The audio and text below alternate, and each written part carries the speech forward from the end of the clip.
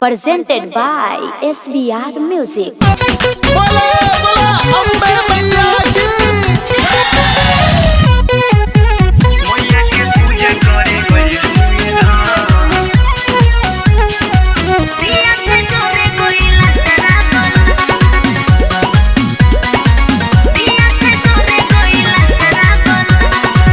आमा के संगे पूजा करे गइनी हो दिया से तोरे कोई लचरा बोला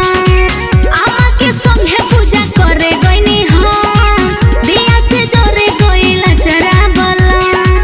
जाने ना कोइनी जोर कोई से पंडित जी बाचत रहले पतरा बोला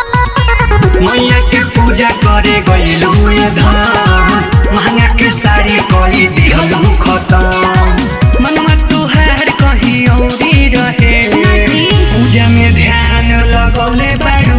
सुनी आमा के संगे पूजा करे गइनी हो दिया से जोरे गइला चरा बोला बोला बोला मेहरा वाली मैया की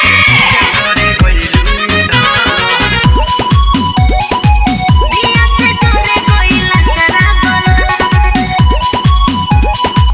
मैया के पूजा करे गइलू धाम दिया से जोरे गइला चरा सिर झुका के मन लगा के पूजा कइनी पिया देखनी नाही जरूरत रहे बगल में दुगो दिया अब का खिसिया तनी रहे दी हर तो खिसना बड़ी मैया दुआरी लागल होई भीड़ बड़ी भारी हमके बताव कैसे तोहर जर गइल साड़ी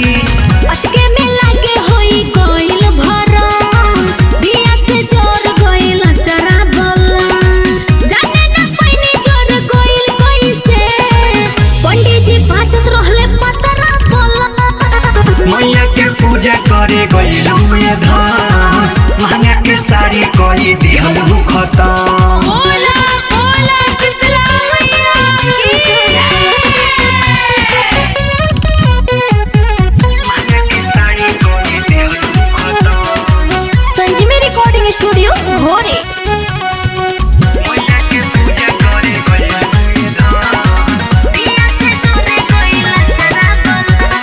श्री राम रसिया सैया भइल हमसे भूल मैया के चरनिया में चढ़ावत रहनी फूल अरे तो ध्यान रखे के चाहिए हो